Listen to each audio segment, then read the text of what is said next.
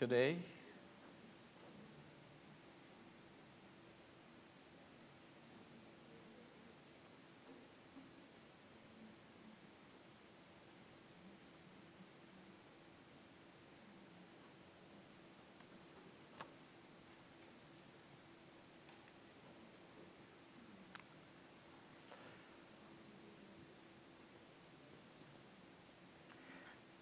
Baik, saudara-saudara yang dikasihi Tuhan, saudara,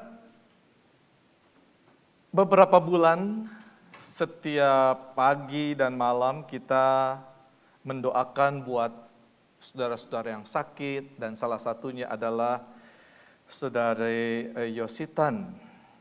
Mulai dari waktu dia dirawat karena paru-parunya harus dicuci, karena terlalu banyak bakteri, sampai akhirnya paru-parunya tidak bisa lagi dibersihkan dan tidak berfungsi lagi. Dan sedikit cerita saudara bahwa Yositan sejak beberapa tahun sebelumnya memang sudah beberapa kali menjalani proses pencucian paru-paru. Dan sering saya ngobrol lewat WhatsApp saudara bagaimana pergumulannya.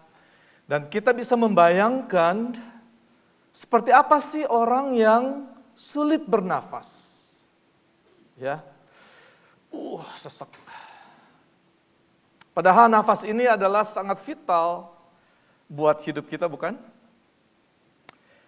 Dan sampai akhirnya beberapa bulan terakhir kita mendapat kabar bahwa paru-parunya harus diganti dengan yang lain, yang ditransplantasikan atau dicangkokkan.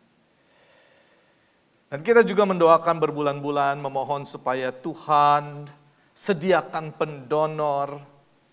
Untuk itu dia harus menunggu sampai ada orang yang mendonorkan paru-parunya, yang tentu harus cocok dengan dia.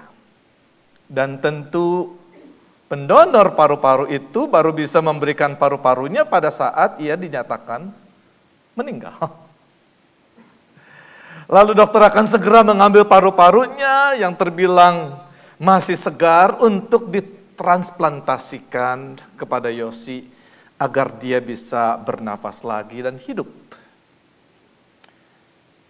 Cerita lain lagi saudara soal cuci darah dan transplantasi ini. Kita tahu kalau orang yang mengalami gagal ginjal, kalau sudah parah maka ia harus cuci darah. Karena ginjalnya tak berfungsi lagi. Kita juga sempat mendoakan papanya Sarah Anju, yang saat ini seminggu 2 kali harus menjalani proses cuci darah. Mama mertua saya, saudara, juga bulan depan mungkin sudah mulai menjalani cuci darah dengan sistem CAPD, Continuous Ambulatory Peritoneal Dialysis. Perlu didoakan. Namun saudara, ketika sama sekali tidak berfungsi lagi, saat ini penderita juga bisa menjalani proses transplantasi ginjal.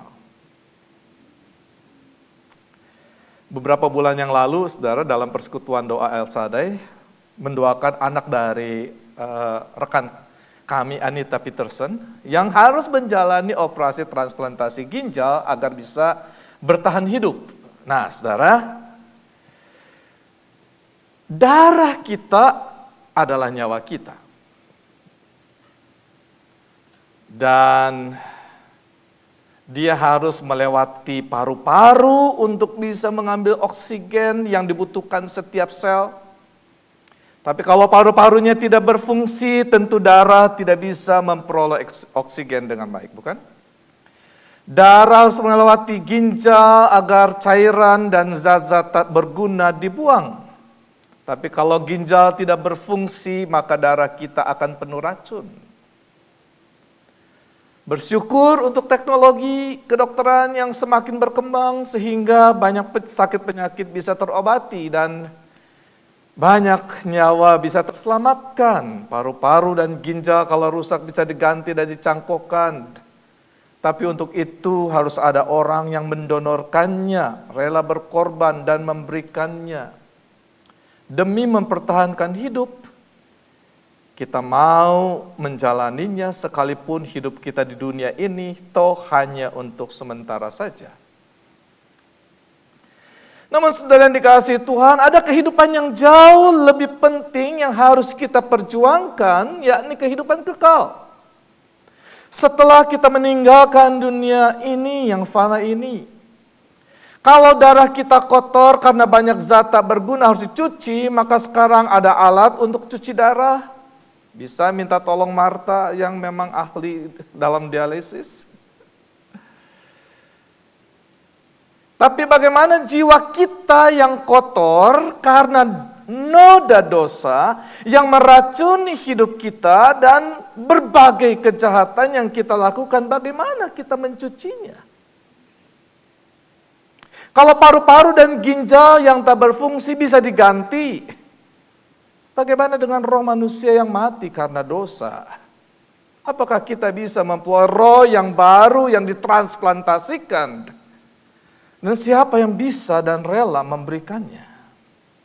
Saudara yang dikasihi Tuhan, di dalam perikop yang kita baca hari ini, kita diingatkan kembali akan peristiwa malam menjelang Paskah, di mana Yesus membasuh kaki murid-muridnya. Pembasuhan ini terjadi ketika mereka sedang makan bersama di ayat yang kedua. Kemudian saudara, di ayat 4 Yesus bangun dan menanggalkan jubahnya. Ia mengambil sehelai kain lenan dan mengikatkannya pada pinggangnya. Kemudian ia menuangkan air ke dalam sebuah basi dan mulai membasuh kaki murid-muridnya, lalu menyekanya dengan kain yang terikat pada pinggangnya itu. Nah saudara, marilah kita lihat bagian demi bagian jalannya peristiwa itu dan kita mencoba memahami maknanya. Pertama saudara, Yohanes memulai perikop ini dengan sebuah kesimpulan awal, lebih dulu dengan mengatakan ia atau Yesus senantiasa mengasihi murid-muridnya. Demikianlah sekarang ia mengasihi mereka sampai kepada kesudahannya. Jadi tindakan Yesus dalam membasuh kaki murid-muridnya adalah salah satu bentuk ungkapan kasih. Saya teringat saudara waktu anak-anak masih kecil, setiap hari mereka dimandikan, rambutnya dikasih shampoo, badannya digosok pakai sabun biar bersih, saudara. Dan memakai baju bersih. Dan semua ini dilakukan karena sebagai orang tua kita mengasihi mereka dan ingin supaya mereka bersih dan sehat, bukan?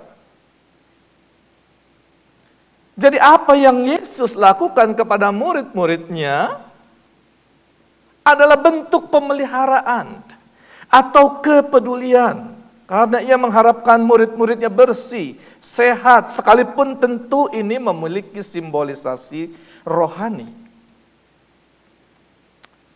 Perhatikan saudara di sini bahwa peristiwa pembasuhan kaki itu dilakukan sementara mereka sedang makan perjamuan. Jesus rose from supper. Jadi lagi supper, lagi perjamuan, saudara. Makan perjamuan Paskah bersama, lalu dia bangun. Jadi bukan dilakukan di awal ketika mereka akan menikmati perjamuan. Dan ini tidak lazim, saudara. Karena biasanya ritual pembasuhan itu dilakukan di awal. Sebelum mereka duduk di sekitar meja perjamuan, sebelum mereka menikmati perjamuan. Itu ritualnya dilakukan. Dan biasanya itu dilakukan di luar. Sebelum masuk ke dalam ruangan perjamuan. Dan dilakukan oleh para hamba. Tapi apa yang Yesus lakukan justru di dalam ruang perjamuan dan sementara mereka sedang menikmati perjamuan itu. Jadi saudara, tindakan Yesus bukan berbicara tentang ritual pembasuhan yang pada umumnya dilakukan oleh para hamba. Melainkan pembasuhan yang Yesus lakukan adalah sebuah contoh pengajaran ya tentang bagaimana hidup saling mengasihi. Saya membayangkan saudara, pelayanan Yesus kepada murid-muridnya saat itu bukan seperti apa yang dikerjakan seorang hamba kepada Tuhan dan kepada para tamunya. Melainkan seperti orang tua membasuh anak-anaknya. Yesus melakukan pembasuhan kaki murid-muridnya bukan karena kewajiban hamba. Bukan karena kewajiban hamba kepada Tuhan atau kepada para tamunya. Melainkan karena kasih sayang Bapa kepada anak-anaknya, sehingga relasi terjalin lebih mendalam. Memang apa yang dilakukan Yesus ini mirip dengan tugas seorang hamba. Karena itu dibutuhkan kesediaan untuk merendahkan diri, berlutut, dan membasuh. Namun tujuannya berbeda. Yang ketiga, saudara, mari kita lihat percakapan berikut antara Yesus dengan Simon Petrus di ayat 6-8. Maka sampailah ia kepada Simon Petrus, kata Petrus kepadanya, Tuhan, engkau hendak membasuh kakiku. Jawab Yesus kepadanya, apa yang kuperbuat, engkau tidak tahu sekarang. Tetapi engkau akan mengertinya kelak. Kata Petrus kepadanya, engkau tidak akan membasuh kakiku untuk selama-lamanya. Jawab Yesus, jikalau aku tidak membasuh engkau, engkau tidak mendapat bagian dalam aku. If I do not wash you, you have no share with me. Pada awalnya Petrus menolak untuk dibasuh kakinya oleh Yesus. Mengapa? Karena Petrus tidak mengerti tindakan Yesus saat itu. Petrus hanya berpikir bahwa ritual pembasuhan kaki sebelum seseorang duduk di meja perjamuan adalah tugas seorang hamba. Sedangkan Yesus bukanlah hamba, ia adalah guru dan Tuhan. Karena itu Petrus tidak mau kakinya dibasuh oleh Yesus. Karena sesungguhnya Petruslah yang seharusnya membasuh kaki Yesus. Namun, perhatikan jawab Yesus tadi, saudara, jikalau aku tidak membasuh engkau, engkau tidak mendapat bagian di dalam aku. If I do not wash you, you have no share with me.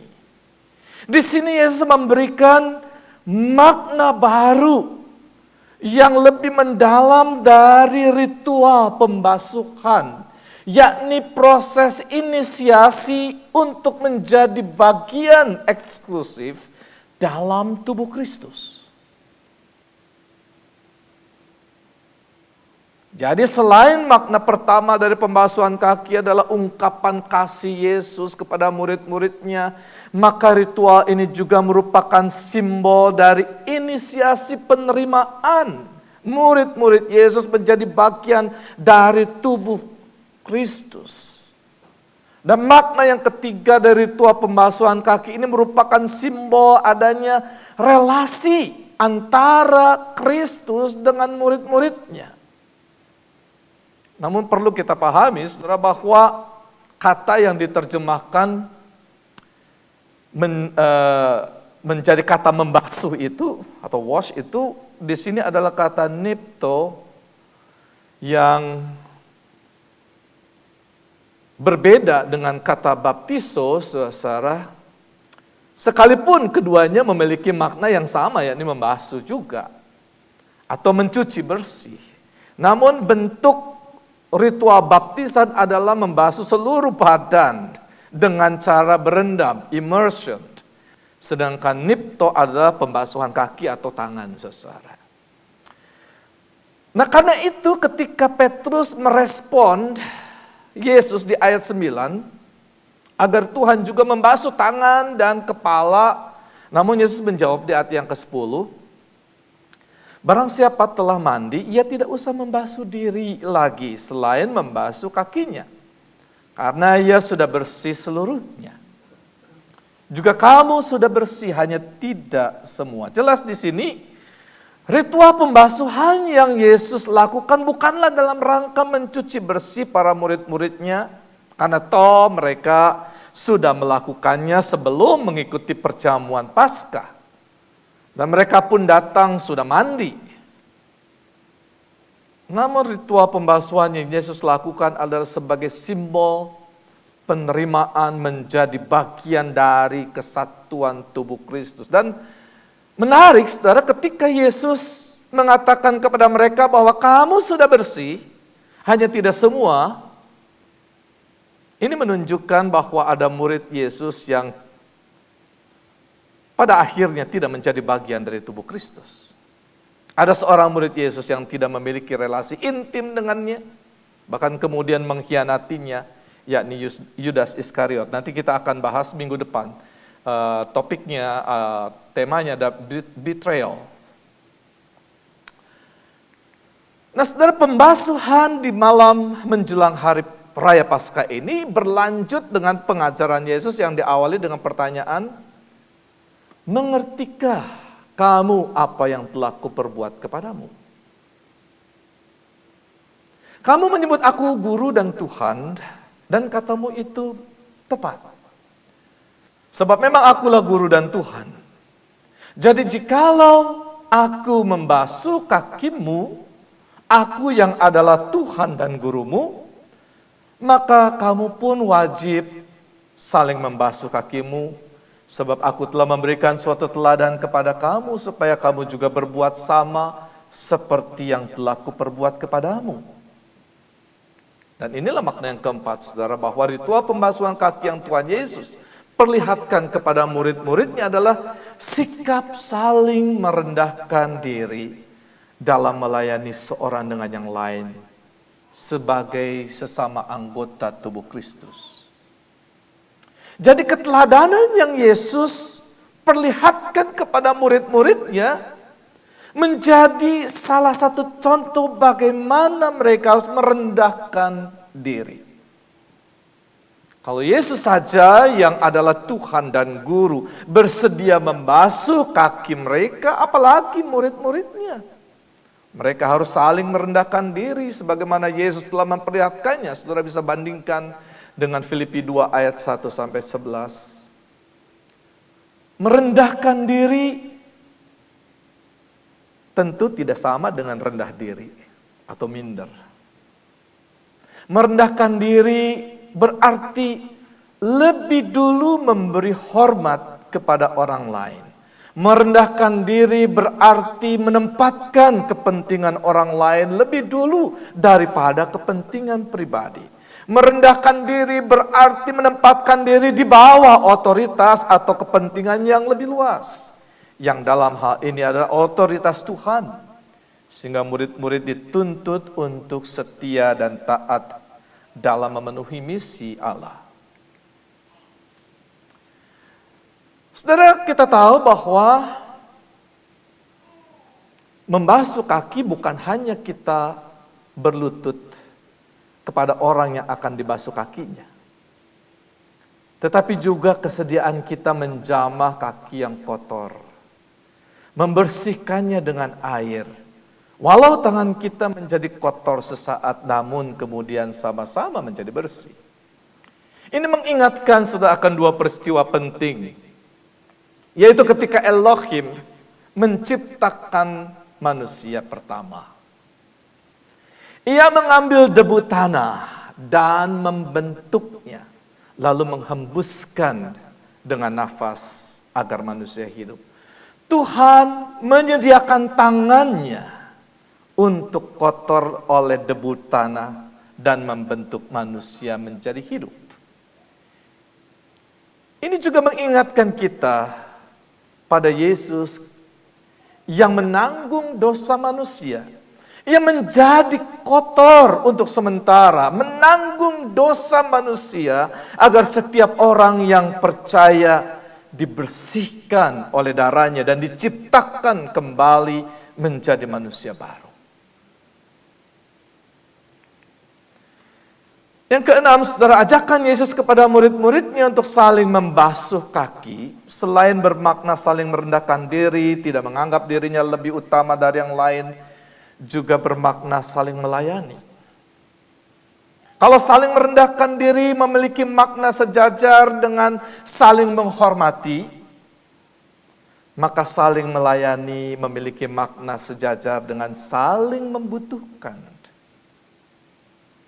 Dan memang begitulah seharusnya saudara-saudara kehidupan bersama sebagai anggota tubuh Kristus.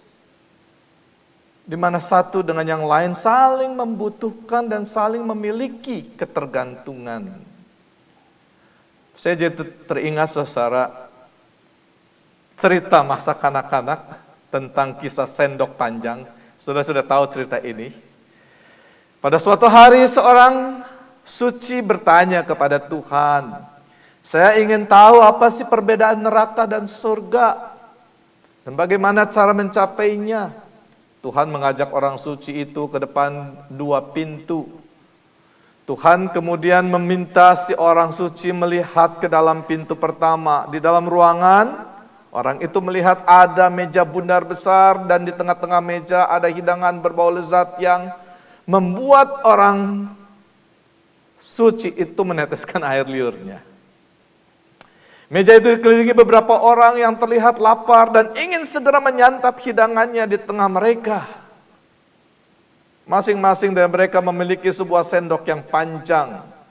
Mereka pun mulai mengambil hidangan di tengah meja, namun karena sendoknya yang tersedia sangat panjang, mereka menjadi kesulitan menyuapkan hidangan yang mereka ambil ke dalam mulut mereka masing-masing.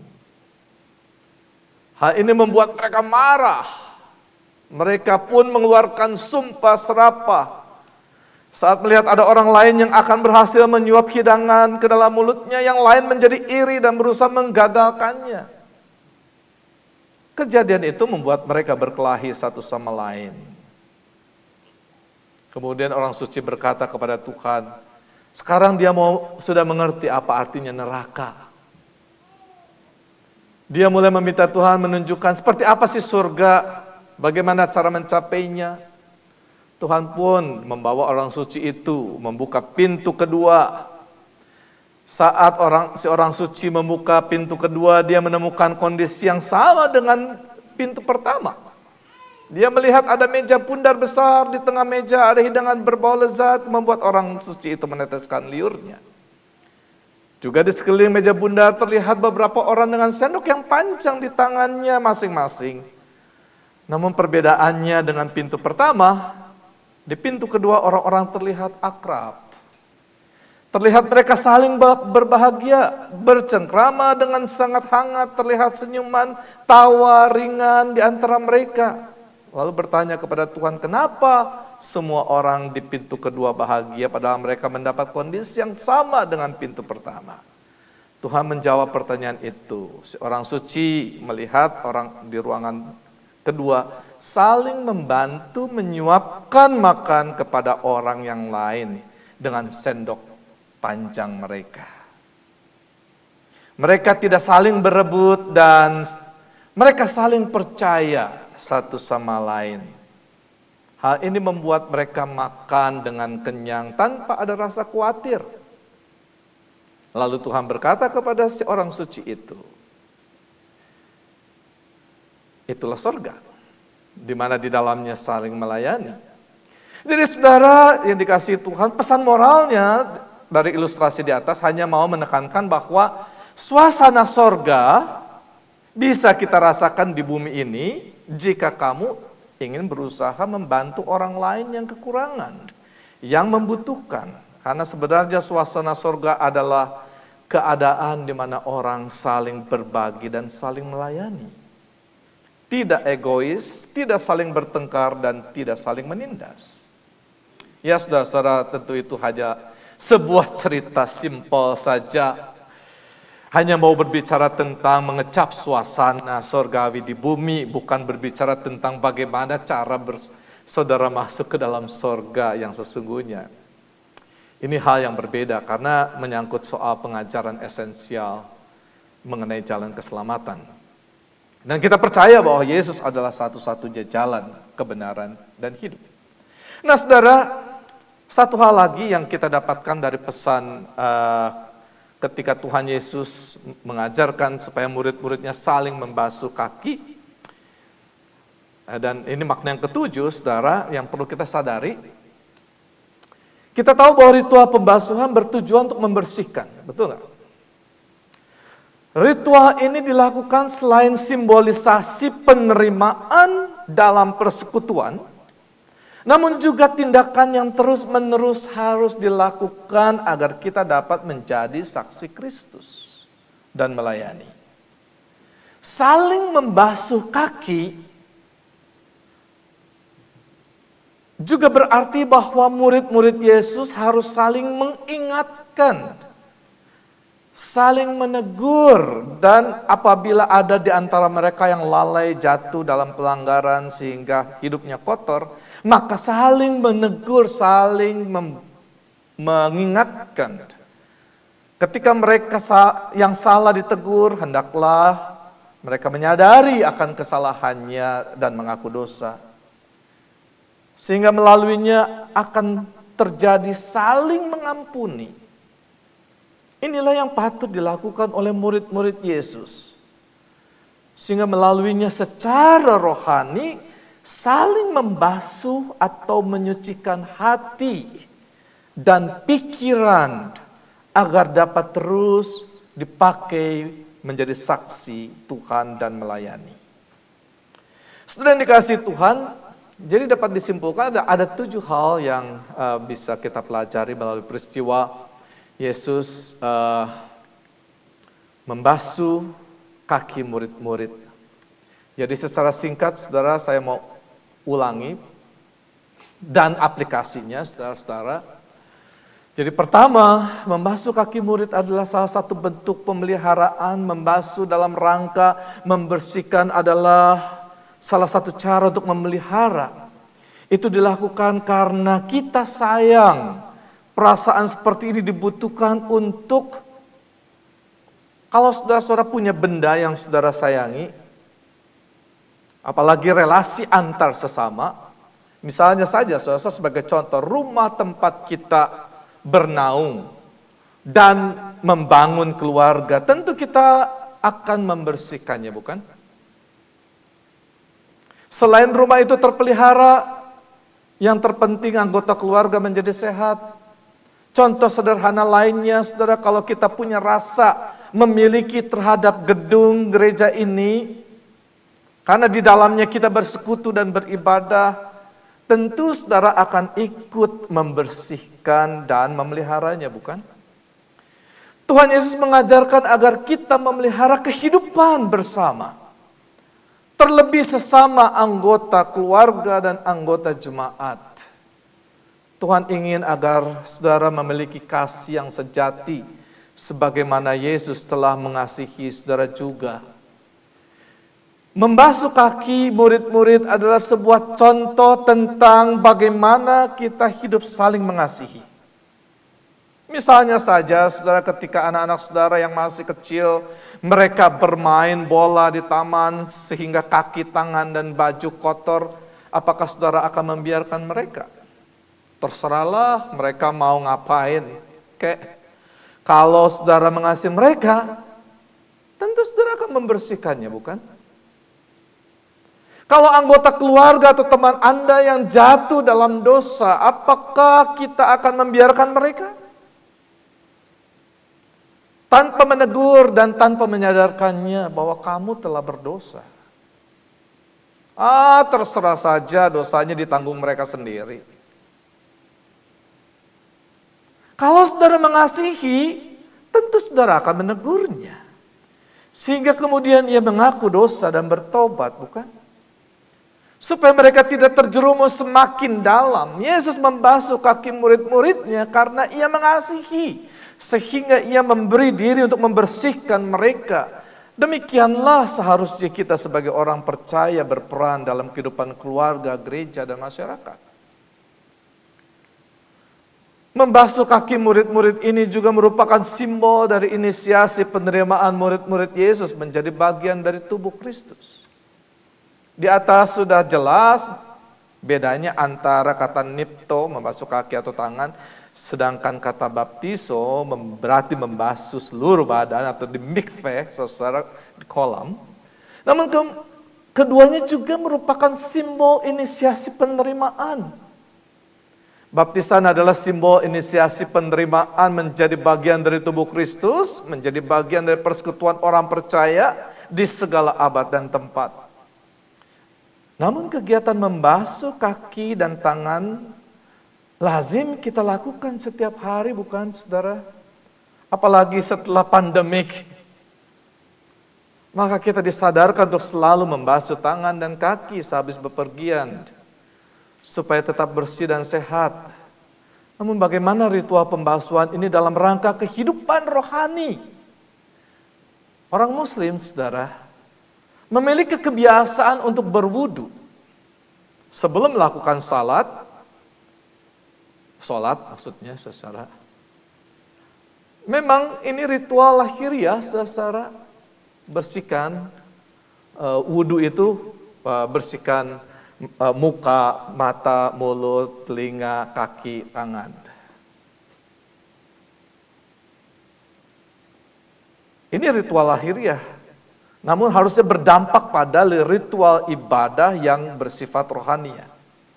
Dan ketika kita menghadap Tuhan dalam ibadah lewat doa dan puji-pujian, ada baiknya saudara kita selalu mengawali dengan pengakuan dosa dan puji-pujian. Ada baiknya kita selalu mengawali pengakuan dosa dan mohon pengampunan Tuhan. Inilah suatu inisiasi penerimaan kembali menjadi bagian dari tubuh Kristus. Karena hanya di dalam Dia terdapat pengampunan dan penebusan dosa. Hanya di dalam Yesus kita diangkat menjadi anak-anak Allah, anggota keluarga kerajaan Allah. Jadi saudara, saya anjurkan di setiap ibadah kita selalu ada kesempatan untuk kita secara pribadi dan bersama-sama mengaku dosa dalam doa. Yang keempat, saudara, membasuh kaki murid-muridnya adalah salah satu gambaran bagaimana mereka harus saling merendahkan diri. Saudara, dalam percakapan pastoral antara suami dan istri seringkali terjadi ketidakharmonisan karena masing-masing mempertahankan egonya. Akibatnya komunikasi lebih diwarnai oleh sikap congkak di satu pihak dan di lain pihak ada yang tertindas. Kalau tidak bisa dikatakan dilecehkan, KDRT terjadi, ya, KDRT, kekerasan dalam rumah tangga terjadi.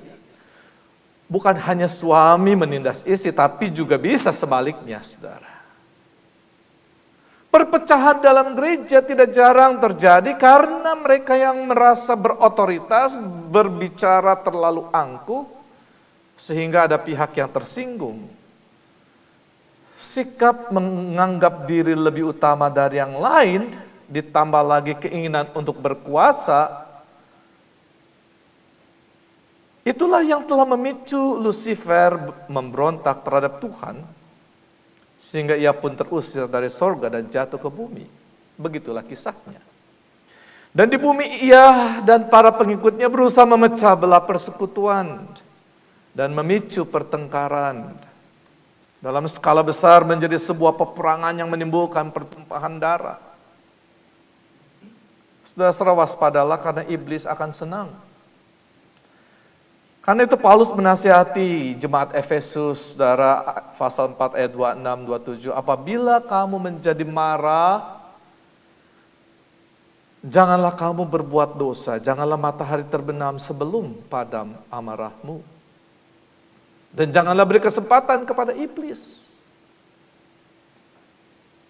Jadi saudara, mari kita saling merendahkan diri sesama anggota keluarga dan anggota jemaat, supaya nama Tuhan saja yang ditinggikan dan dimuliakan di atas segalanya. Yang kelima, saudara, membasuh kaki murid-murid berarti Yesus bersedia menjadi kotor untuk sementara demi menanggung dosa manusia. Agar setiap orang yang percaya dibersihkan oleh darahnya dan diciptakan kembali menjadi manusia baru. Kalau di dalam pendahuluan saya cerita tentang cuci paru-paru, cuci darah, supaya bakteri atau racun dibersihkan. Tapi kalau hidup kita bernoda karena dosa, maka hanya Yesus yang mampu menyucikannya. Bahkan Dia memberi Roh-Nya yang kudus, agar kita menjadi ciptaan baru. Nah saudara, dalam kehidupan bersama sebagai keluarga maupun jemaat, janganlah kita berat hati untuk memberikan bantuan. Sedikit cerita, saudara. Saat saya dan Ivani menengok saudara Yosi yang baru transplantasi paru-paru itu, ketika sedang ngobrol, saudara, tiba-tiba dia minta tolong untuk dibangunkan karena sakit perut mau pup, saudara. Karena saya dan Ivani tidak terbiasa, kita bingung bagaimana cara untuk membantunya sementara selang dan kabel masih di mana-mana. Kalau sampai ada yang tercabut, bisa berabe, saudara. Jadi kita segera minta tolong nurse untuk membantunya. Tapi di situ saya dan Ivani sangat menyadari betul, saudara, bagaimana peran para perawat itu sangat dibutuhkan untuk menangani orang-orang yang sakit. Para nurse ini adalah orang-orang yang bersedia mengotori tangannya demi memperingan penderitaan, bahkan mempertahankan kehidupan. Juga mereka yang bertugas untuk menolong orang-orang tua yang selalu perlu dijaga. Luar biasa, saudara, peran mereka yang bertugas seperti ini. Jadi saya salut untuk itu, saudara. Yang keenam, saudara, saling membasuh kaki. Selain bermakna saling merendahkan diri, tidak menganggap dirinya lebih utama dari yang lain, juga bermakna saling melayani dan saling mengampuni. Tidak ada orang yang sempurna dan bisa hidup sendiri tanpa membutuhkan bantuan orang lain. Tidak ada. Tuhan memberikan kepada setiap orang karunia yang berbeda-beda agar kita saling melengkapi dalam pembangunan tubuh Kristus. Karena itu hendaklah kelebihan kita melengkapi kekurangan orang lain, sehingga kekurangan kita pun dipenuhi oleh kelebihan orang lain.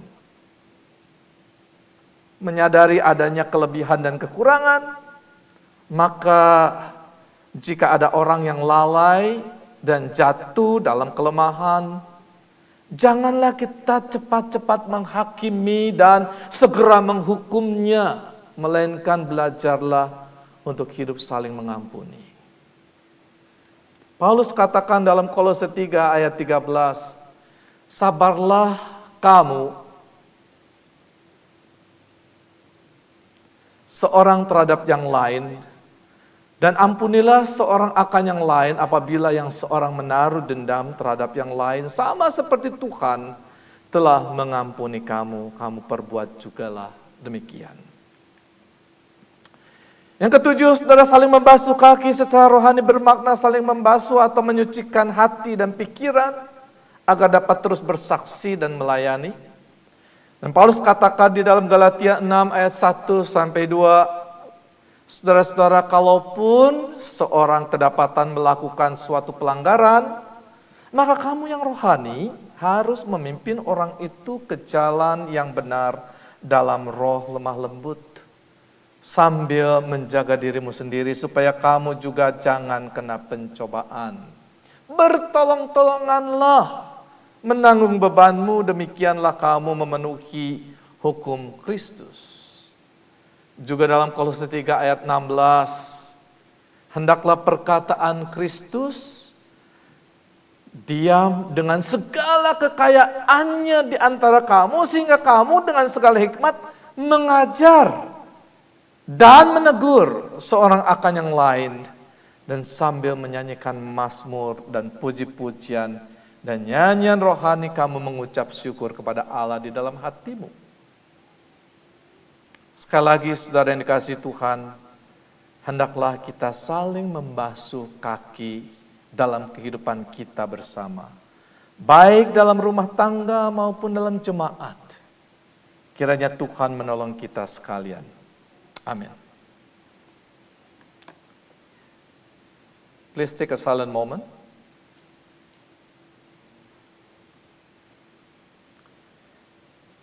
Dear Heavenly Father,